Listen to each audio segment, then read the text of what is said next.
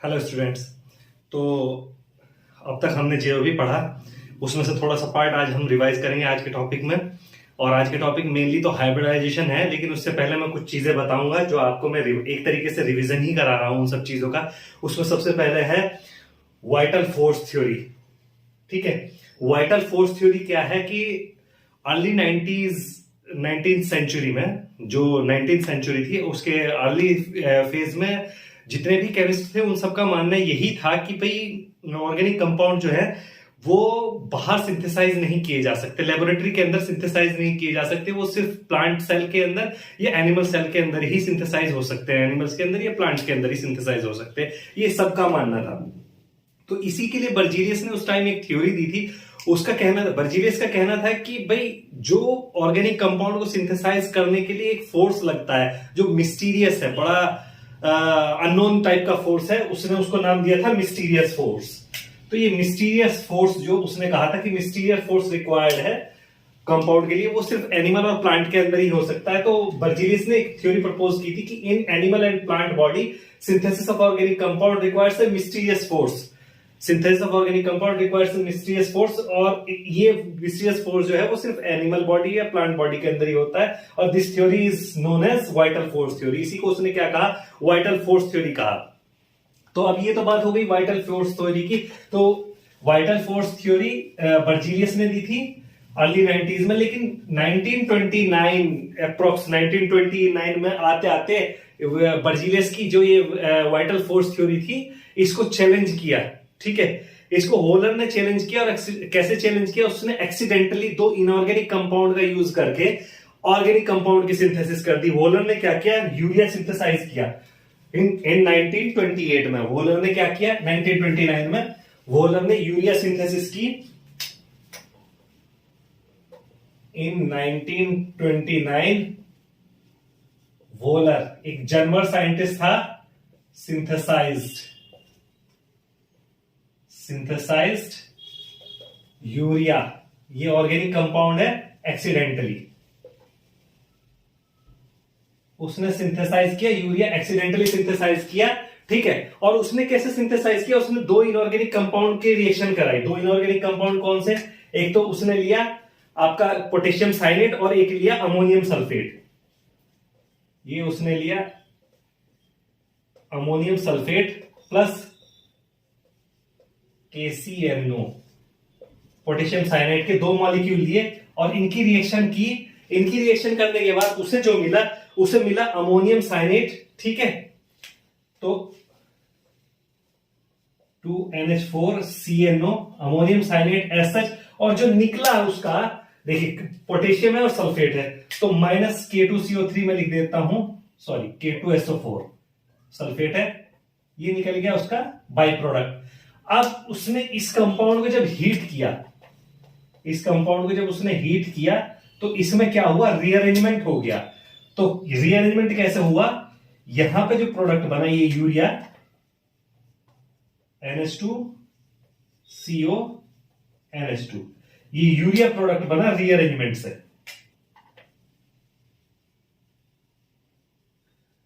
Heat करने के बाद रीअरेंजमेंट हो गया और रीअरेंजमेंट से हमें क्या मिला, यूरिया मिल गया। देखो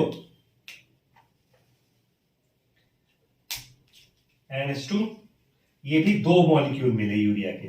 ठीक है, तो अब आप ये देखिए यहां पे हाइड्रोजन कितने हैं, 4, 2 और 2 4, कार्बन, ये कार्बन आ गया यहाँ पे, ऑक्सीजन, ये ऑक्सीजन भी आ गया, नाइट्रोजन 1 और 1 2, 1 और 1 2, और इसके दो मॉलिक्यूल थे तो डबल था, यहाँ पे डबल हो गया। तो इस तरह यूरिया के हमें दो मॉलिक्यूल मिल गए, ये सब सिंथेसिस करने के बाद ये यूरिया बन गया। और ये फर्स्ट ऑर्गेनिक कंपाउंड था जो कि लेबोरेटरी में सिंथेसाइज किया था। किसने किया था, वोलर ने सिंथेसाइज किया था। ठीक है, तो इससे वाइटल फोर्स थ्योरी को जो है वो चैलेंज हो गया कि भैया वाइटल फोर्स थ्योरी जो बर्जीलियस कह रहा है वो गलत है, वो सही नहीं है। उसके बाद 1845 में वोलर के बाद कोलबे ने सिंथेसिस की एसिटिक एसिड की। ठीक है,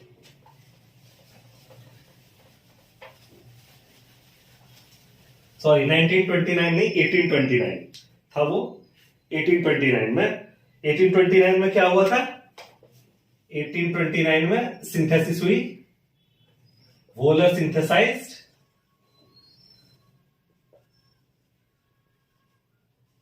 यूरिया। और उसके बाद क्या हुआ, इन 1845 देन कोलवे भैया ने सिंथेसिस की, Kolbe synthesize acetic acid inside laboratory. ठीक है, तो कोलवे ने इनसाइड लेबोरेटरी एसिटिक एसिड की सिंथेसिस की। उसने क्या किया, कार्बन और हाइड्रोजन की रिएक्शन कराई पहले, तो उसको क्या मिला, यहां से एसिटिलीन मिला, HC ट्रिपल बॉन्ड CH, ये क्या मिला, एसिटिलीन मिला। फिर एसिटिलीन का फर्दर उसने क्या किया, ऑक्सीडेशन किया, तो ऑक्सीडेशन करने पे क्या मिला, CH3CHO। ठीक है,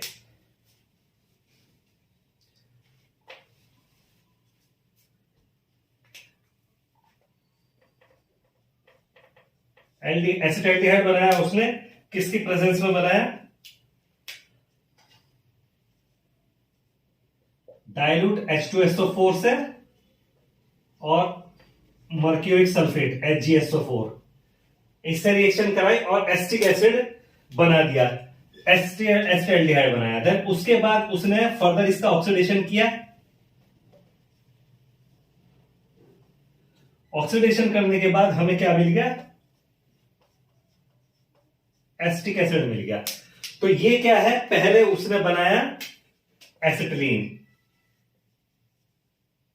ठीक है, फिर फर्दर एसिटाल्डिहाइड, और लास्ट में फाइनल ऑक्सीडेशन से एसिटिक एसिड। ये कोलवे ने सिंथेसाइज किया 1845 में। ठीक है, कोलवे ने 1845 में ये सब सिंथेसाइज किया, 1845 में कोलवे ने सिंथेसाइज किया ये लेबोरेटरी के अंदर। तो इससे हमें क्या पता चल गया, कि इससे हमें ये भी पता लग गया कि जो आपकी सिंथेसिस हो रही है वो लेबोरेटरी के अंदर हो सकती है, ऐसा नहीं है कि नहीं हो सकती। ठीक है, तो ये एक रिवीजन हो गया इस चीज का। अब एक पॉइंट और मैं बताऊंगा कि कार्बन की जो वैलेंसी होती है वो 4 होती है, और 4 क्यों होती है कार्बन की वैलेंसी। तो इस चीज को इंपॉर्टेंटली याद रखेंगे। और कार्बन का एक कैरेक्टर जो मैंने आपको बताया था, कैटेनेशन पावर। कैटेनेशन पावर क्या होती है कि कार्बन इटसेल्फ कार्बन के साथ बॉन्डिंग करता चला जाता है, बॉन्ड बनाता चला जाता है और एक लंबी चेन सिंथेसाइज कर देता है। ठीक है, तो टेट्रावैलेंसी ऑफ कार्बन, अब हम यहां पे लेंगे tetravalency of carbon, tetravalency of carbon. तो भैया इसको थोड़ा ध्यान से समझेंगे कि टेट्रावैलेंसी कार्बन की, कार्बन का जो एटॉमिक नंबर होता है वो कितना होता है, 6। यानी कि कार्बन के जो इलेक्ट्रॉनिक कॉन्फ़िगरेशन हो गया 2 एंड 4, ये हो गया इलेक्ट्रॉनिक कॉन्फ़िगरेशन। इसको हम कैसे लिख सकते हैं, इसको हम ऐसे भी लिख सकते हैं कि 1s2 2s2 एंड 2p2। अब ये p ऑर्बिटल जो है ये ऐसे भी लिखे जा सकते हैं, इस इलेक्ट्रॉनिक कॉन्फ़िगरेशन को हम 1s2 2s2 2px 2py and 2pz, यहां पे एक, यहां पे एक। ठीक है, तो जब हम इसको और इसको एक इस तरीके से बॉक्सेस के फॉर्म में भी लिख सकते हैं। तो जब ये ग्राउंड स्टेट में है आपका कार्बन, तो इसका इलेक्ट्रॉनिक कॉन्फ़िगरेशन कैसे हो गया, ये 2s ऑर्बिटल और यहां आपके ये, ठीक है, तो यहां पे इसका इलेक्ट्रॉनिक कॉन्फ़िगरेशन हो जाता है, इसमें 2 इलेक्ट्रॉन ऐसे रहेंगे पेयर्ड फॉर्म में, यहां पे भी 2 इलेक्ट्रॉन पेयर्ड फॉर्म में, और यहां पे 1 इलेक्ट्रॉन, यहां पे 1 इलेक्ट्रॉन, और इसका ये ऑर्बिटल एम्प्टी ऑर्बिटल रहेगा, तो इसको हम यहां पे 0 भी लिख देते हैं। ठीक है, pz ऑर्बिटल, कोई भी एक ऑर्बिटल एम्प्टी ऑर्बिटल रहेगा, ये इलेक्ट्रॉनिक कॉन्फ़िगरेशन होता है। तो जब ये एक्साइटेड स्टेट में जाता है, जब इसकी कोई रिएक्शन होती है, तो कार्बन का कॉन्फ़िगरेशन इन एक्साइटेड स्टेट जब हम लिखेंगे तो उसमें क्या होता है कि ये वाला एक यहां पे, ये वाला एक इलेक्ट्रॉन यहां पे जंप कर जाता है जब एक्साइटेड स्टेट में जाता है। तो एक्साइटेड स्टेट में जो इसका कॉन्फ़िगरेशन है, मैं आउटर मोस्ट शेल का लिख देता हूं। ठीक है,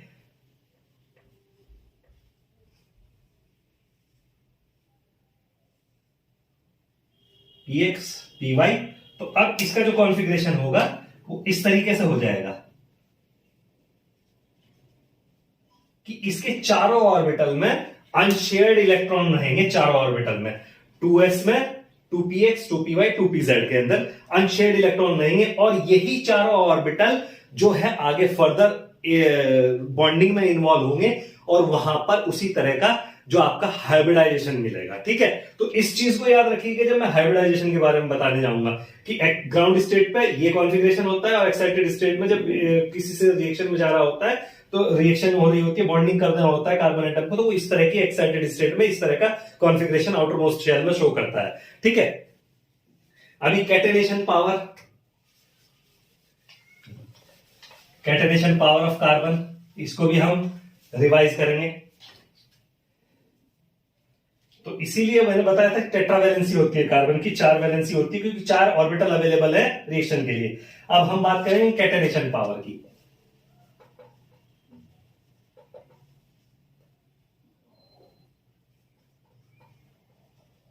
कैटेनेशन पावर ऑफ कार्बन, ठीक है। कैटेनेशन पावर क्या होती है कि कार्बन एटम दूसरे कार्बन एटम के साथ बॉन्डिंग करके एक लॉन्ग चेन बना देता है या साइक्लिक रिंग बना देता है, या साइड चेन्स में भी वो हो जाता है, तो उस पावर को हम क्या कहते हैं, कैटेनेशन पावर कहते हैं। इसको ऐसे समझ लीजिए कि ये कार्बन है, कार्बन कार्बन कार्बन, ठीक है, ये बॉन्डिंग होके यहाँ हाइड्रोजन या कुछ भी लगा है, जो भी लगा है, ये एक चेन बना दी। इसको दूसरे फॉर्म में ऐसे भी समझ लीजिए, साइड में भी हो सकती है कि भैया कार्बन, ठीक है,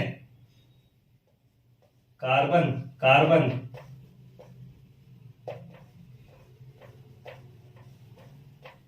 कार्बन, इस तरह की भी चेन हो सकती है। ठीक है, या फिर ऐसा भी हो सकता है एक तीसरी फॉर्म और भी तरीके से चेन बना सकता है, जैसे कार्बन कार्बन कार्बन कार्बन, चारों तरफ यहां पे कार्बन कार्बन, यहां पे भी कार्बन कार्बन, यहां पे भी कार्बन कार्बन कार्बन, यहां पे carbon carbon carbon.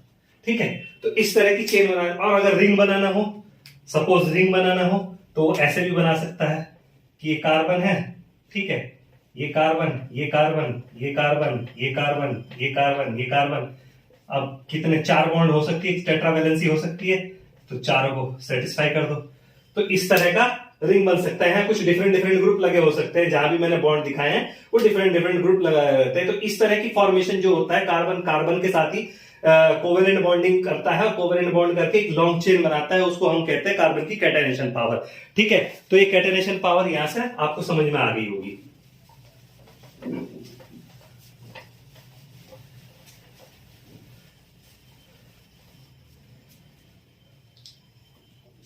Then next,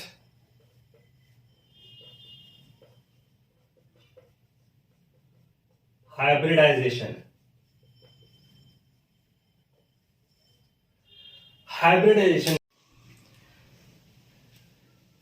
तो अभी तक हमने वाइटल फोर्स थ्योरी और टेट्रावैलेंसी और कैटेनेशन पावर के बारे में पढ़ लिया है। तो अब हाइब्रिडाइजेशन के बारे में जाएंगे, जहां पर हाइब्रिडाइजेशन में हमें पता चलता है कि किस तरह के बॉन्डिंग होती है, किस तरह के हाइब्रिड ऑर्बिटल बनते हैं और कैसे अनहाइब्रिडाइज्ड ऑर्बिटल रहते हैं। तो सबसे पहले हाइब्रिडाइजेशन जो है वो 3 तरह का होता है कि sp3 hybridization, sp2 hybridization and sp hybridization, जहां पर एक s orbital 3 p orbital involve हो, जहां पे एक s 2 p ऑर्बिटल, जहां पे एक s और एक p ऑर्बिटल इन्वॉल्व हो, तो उस तरह का हाइब्रिडाइज्ड ऑर्बिटल बनते हैं। तो क्या होता है, जो हाइब्रिडाइज्ड ऑर्बिटल होते हैं उनमें जो ओवरलैपिंग होती है इलेक्ट्रॉन्स की, वो उन ऑर्बिटल की ओवरलैपिंग जो होती है वो हेड ऑन ओवरलैपिंग होती है, या एक्सियल ओवरलैपिंग भी बोलते हैं उसके। और जो अनहाइब्रिड ऑर्बिटल होते हैं उनमें ओवरलैपिंग साइड वाइज होती है। तो इसी चीज को हम समझेंगे। मैंने बताया कि कार्बन जो ग्राउंड स्टेट में, मैंने बताया था कि ग्राउंड स्टेट में उसका electronic configuration outermost shell का कैसा रहता है, मैं यहां पे लिख दे रहा हूं, ठीक है। जो आउटर मोस्ट शेल है उसका इलेक्ट्रॉनिक कॉन्फ़िगरेशन कुछ इस तरह का होता है। ये होगा 2s2 ऑर्बिटल, ये 2px1 2py1 एंड 2pz0, क्योंकि यहां पे कोई ऑर्बिटल नहीं होता। और जो एक्साइटेड स्टेट में आ जाता है कार्बन का, तो कार्बन का जो एक्साइटेड स्टेट में रहेगा, एक्साइटेड स्टेट में इलेक्ट्रॉनिक कॉन्फ़िगरेशन वो ऐसे हो जाएगा,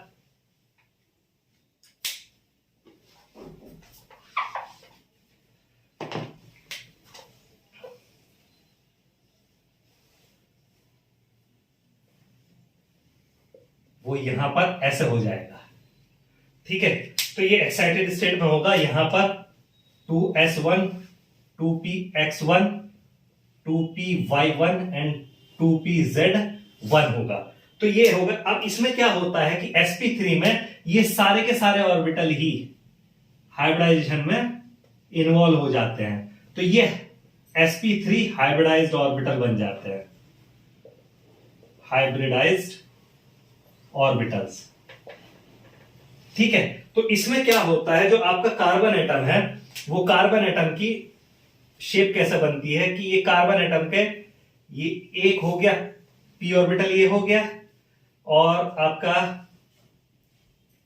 एक p ऑर्बिटल ये हो गया, और एक p ऑर्बिटल ये हो गया, और एक p ऑर्बिटल आपका यहां पे आ गया।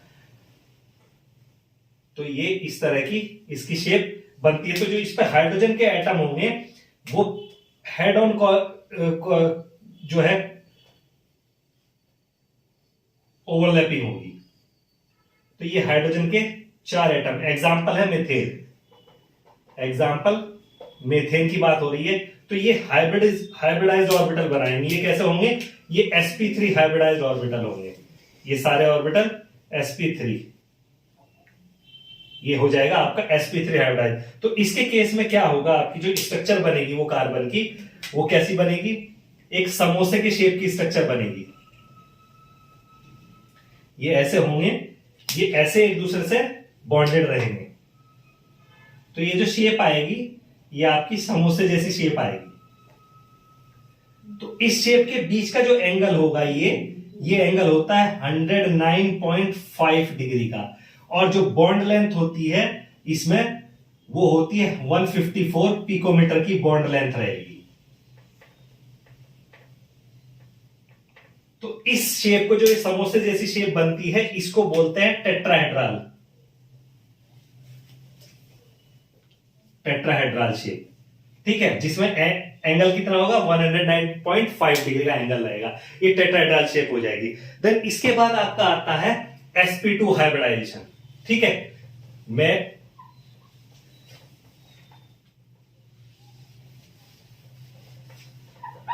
sp2 हाइब्रिडाइजेशन में क्या होगा कि आपका अब जो है sp2 हाइब्रिडाइजेशन, तो इसमें क्या होगा कि ये 2 p ऑर्बिटल जो है ये बनाएंगे sp2 हाइब्रिडाइज्ड ऑर्बिटल, एक s के साथ मिलके हाइब्रिडाइज्ड ऑर्बिटल,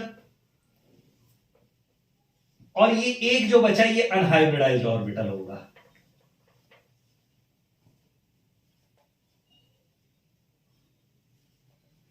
तो अब क्या होगा, जब sp2 हाइब्रिडाइजेशन हो रहा है तो एक s और 2 p ऑर्बिटल इन्वॉल्व है हाइब्रिडाइजेशन में, जहां पर हेड ऑन या एक्सियल ओवरलैपिंग होगी, और जो बचा 2pz1 है, जो भी आपका p ऑर्बिटल बचा हुआ है, उसकी साइड ऑन ओवरलैपिंग होगी दूसरे कार्बन एटम के साथ में, साइड वाइज ओवरलैपिंग। तो वहां पे जब हेड ऑन ओवरलैपिंग या एक्सियल ओवरलैपिंग होती है तो सिग्मा बॉन्ड की फॉर्मेशन होती है, और जब साइड वाइज ओवरलैपिंग होती है तो आपका पाई बॉन्ड बनता है। ठीक है, तो यहां पे 2 कार्बन एटम है, इसका एक p ऑर्बिटल ये रहा, और आपका एक p ऑर्बिटल ये रहा। ठीक है, ये आपके p ऑर्बिटल बन गए एक कार्बन एटम के, और दूसरा कार्बन एटम जो रहेगा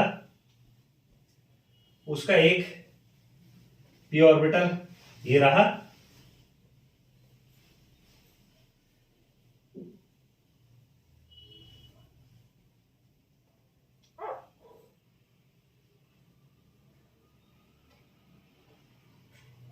ठीक है। तो अब इसमें क्या होगी, ये ओवरलैपिंग एक हो गई, और हाइड्रोजन के एटम यहां पे ओवरलैप, सॉरी,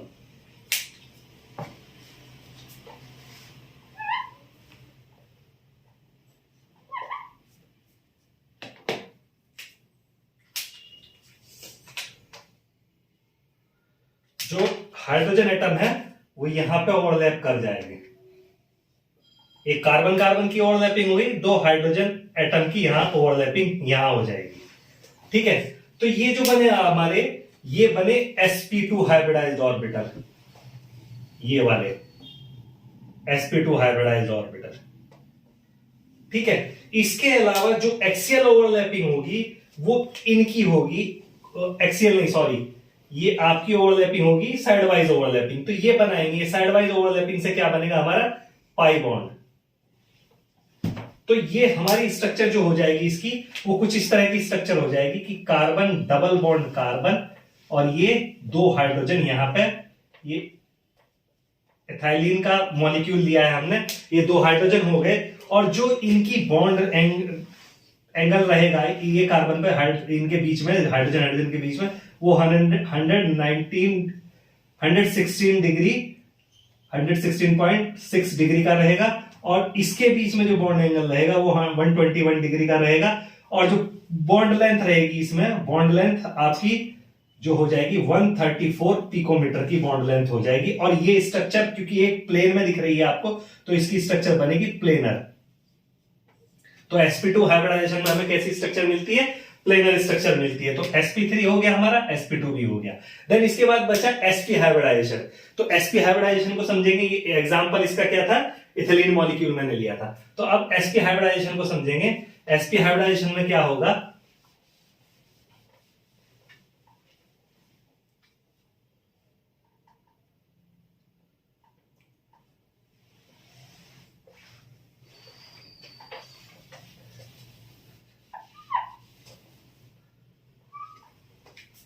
तो sp हाइब्रिडाइजेशन में क्या हो जाएगा आपका, ये ऑर्बिटल है। ठीक है, तो sp हाइब्रिडाइजेशन में आपके दो, ये सिर्फ एक s और एक p ऑर्बिटल, ये क्या बनाएंगे sp hybrid orbital, hybrid orbitals. ठीक है, और ये दो जो बचे आपके ये अनहाइब्रिड ऑर्बिटल है, अनहाइब्रिड ऑर्बिटल्स। तो इसमें क्या होगा कि कार्बन कार्बन की, इसका एसिटिलीन इसका एग्जांपल है। ठीक है, उससे आपको समझ में आ जाएगा। एसिटिलीन में ले लेता हूं एग्जांपल, एसिटिलीन। ठीक है, तो ये कार्बन है और यहां पर इसका एक p ऑर्बिटल ये रहा और एक p ऑर्बिटल आपका ये हो गया। इसका एक p ऑर्बिटल यहां पर। ठीक है, और ऐसे ही जो दूसरा कार्बन होगा, ठीक है, उसका एक p ऑर्बिटल यहां पर, एक यहां पर,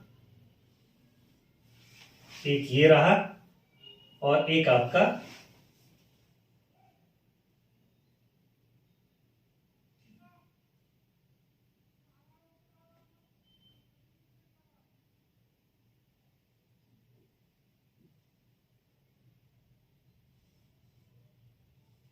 ये हो गया।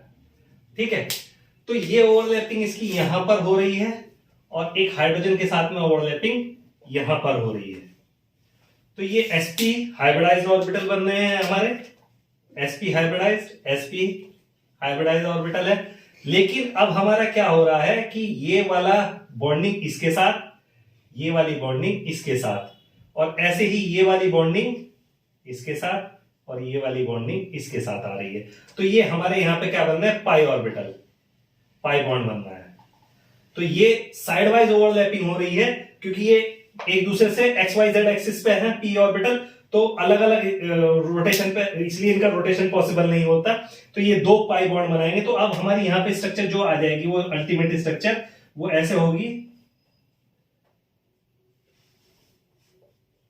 तो यहां पे जो हमारा जो ये है ये इनके बीच का एंगल जो हो गया वो 180 डिग्री का हो गया, एक लाइन में आपको दिख रहा है। और बॉन्ड लेंथ जो हो जाएगी, तो बॉन्ड लेंथ आपकी जो इसमें रहेगी, बॉन्ड लेंथ रहेगी 120 पिकोमीटर की। और ये दो पाई बॉन्ड बन रहे हैं हमारे, ये दो पाई बॉन्ड बन रहे हैं और एक सिग्मा बॉन्ड बन रहा है यहां पर। और चूंकि एक लाइन में है तो स्ट्रक्चर इसकी लीनियर होगी। ठीक है, 180 डिग्री के एंगल पे है तो स्ट्रक्चर इसकी लीनियर हो जाएगी। तो ये हाइब्रिडाइजेशन हो गया। हाइब्रिडाइजेशन के बारे में आपको समझ में आ गया होगा। अब हम क्या करेंगे, इसमें हाइब्रिडाइजेशन में हमें दो चीजें समझ में आई कि सिग्मा बॉन्ड बनता है और पाई बॉन्ड बनता है। तो सिग्मा बॉन्ड क्या होता है, सिंगल बॉन्ड होता है, उसके अलोंग रोटेशन पॉसिबल है। ठीक है, जैसे दो लकड़ी के ब्लॉक को हमने ऐसे एक नेल के साथ में ऐसे फिक्स कर दिया तो हम एक लकड़ी के ब्लॉक को रोटेट कर सकते हैं। लेकिन अगर यही रोटेशन अगर यही बॉन्डिंग आपकी डबल बॉन्ड हो जाए, ऐसे ऐसे हो जाए, तो तब भैया रोटेशन पॉसिबल नहीं है। ये देखिए बॉन्ड ऐसे क्रॉस नहीं करते एक दूसरे को, तो रोटेशन पॉसिबल नहीं है, रोटेशन फिक्स हो जाएगा। तो उसके अलोंग डबल बॉन्ड के अलोंग रोटेशन नहीं हो सकता। ठीक है, हिंड्रेंस क्रिएट होती है। तो डबल जो पाई बॉन्ड होते हैं वो हिंडर्ड रेस्ट्रिक्टेड बॉन्ड होते हैं या हिंडर्ड बॉन्ड भी कहलाते हैं। ठीक है, और जो अगर रिएक्टिविटी का कंपैरिजन करेंगे तो जो सिग्मा बॉन्ड होते हैं वो कंपैरेटिवली कम रिएक्टिव होते हैं पाई बॉन्ड से। Pi bond most reactive centre produce करते हैं किसी भी ऑर्गेनिक कंपाउंड के अंदर। ठीक है, ये हो गई पाई बॉन्ड की और सिग्मा बॉन्ड की बात। तो सिग्मा बॉन्ड में कैसा कॉलिजन होता है, जब सिग्मा बॉन्ड में कॉलिजन हो आपका, ये पी ऑर्बिटल है। ठीक है, पी ऑर्बिटल का एस ऑर्बिटल के साथ हेड ऑन कॉलिजन हो, या पी ऑर्बिटल का पी ऑर्बिटल के साथ में हेड ऑन कॉलिजन हो, तो ये क्या कहलाते हैं, ये बनते हैं हमारे सिग्मा बॉन्ड। ठीक है, और जब साइडवाइज कॉलिजन हो, जैसे सपोज ये एक पी ऑर्बिटल है और एक और पी ऑर्बिटल है, तो इन दोनों का कॉलिजन इधर साइडवाइज कॉलिजन हो, ये प्लस का मार्क लगाया, इस तरीके से कॉलिजन हो, इस तरीके से कॉलिजन हो, ये सॉरी ओवरलैपिंग हो, कॉलिजन नहीं है, ओवरलैपिंग हो, साइड हेड ऑन ओवरलैपिंग तो सिग्मा बॉन्ड, और साइड ऑन ओवरलैपिंग हो तो यहां पे क्या बनते हैं, हमारे पाई बॉन्ड की फॉर्मेशन होती है। ठीक है, तो पाई बॉन्ड यहां पे हमारे बन जाते हैं। सिग्मा बॉन्ड पाई बॉन्ड आपको समझ में आ गया होगा। अब एग्जांपल लेते हैं।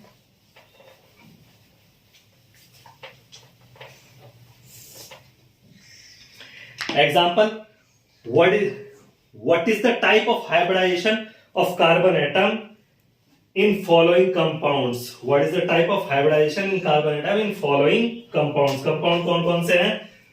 First methylene chloride, second CH3 whole twice CO, third acetonitrile CH3CN, fourth formamide, fifth CH3CH double bond CH CN। ठीक है, ये करना है हमें, बताना है इसमें किस तरह का हाइब्रिडाइजेशन है। तो भैया सॉल्यूशन कैसे करेंगे इसका, सबसे पहले सॉल्यूशन। ठीक है, तो पहली स्ट्रक्चर है CH3Cl, ओपन करके लिखो, तो HCHHCl, चारों कौन से बॉन्ड है, सिग्मा बॉन्ड है, चारों के चारों सिग्मा बॉन्ड है। तो कैसा हाइब्रिडाइजेशन है, sp3 हाइब्रिडाइजेशन है इसके अंदर। सेकंड आपका आ गया example CH3 whole twice CO, तो इसको हम ऐसे लिख सकते हैं HHH C double bond O और C पे फिर मिथाइल, दो मिथाइल है ना, तो एक मिथाइल इधर एक मिथाइल इधर। तो अब इसके अंदर क्या हो रहा है, तीनों सिग्मा बॉन्ड है, तो यहाँ पे एक sp3 और यहाँ पे एक sp3, लेकिन यहाँ पे एक पाई बॉन्ड भी इन्वॉल्व है, तो ये हो जाएगा sp2। तो यहाँ पे हाइब्रिडाइजेशन कितना हो गया, sp3 sp2 और sp3। ठीक है, तो ये हाइब्रिडाइजेशन हो गया इसका। देन उसके बाद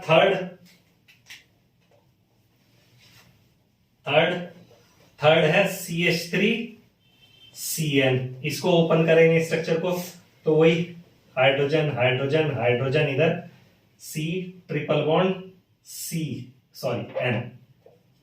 तो अब देखिए यहाँ पे क्लियर कट है, ये सारे सिग्मा बॉन्ड है, तो यहाँ पे sp3 हाइब्रिडाइजेशन, लेकिन यहाँ पे दो पाई बॉन्ड इन्वॉल्व है, तो इस कार्बन के रेस्पेक्ट में sp हाइब्रिडाइजेशन हो जाएगा। ठीक है, तो दो डबल बॉन्ड इन्वॉल्व है, तो दो पाई बॉन्ड इन्वॉल्व है, तो यहाँ पे आपका sp हाइब्रिडाइजेशन हो गया। ऐसे ही नेक्स्ट एग्जांपल आपका मैं ये वाला ले लेता हूं, फोर्थ वन। ठीक है, तो HCHHCH double bond CHC triple bond N। तो अब यहां पे देखिए कि यहां पे सारे जो है तीनों सिग्मा बॉन्ड है, तो ये हाइब्रिडाइजेशन हो गया sp3। यहां पे एक पाई है, तो इन दोनों कार्बन का क्या होगा, sp2। ठीक है, और यहां पर ये वाला कार्बन की बात करेंगे तो इस कार्बन के केस में एक ट्रिपल बॉन्ड है, तो ये sp हाइब्रिडाइजेशन, तो यहां पे sp3 sp2 sp2 sp hybridisation हो जाएगा। ठीक है, ये क्वेश्चन हो गया। नेक्स्ट क्वेश्चन एक और लेते हैं, देन उसके बाद हम आज का टॉपिक यहीं पर क्लोज करेंगे।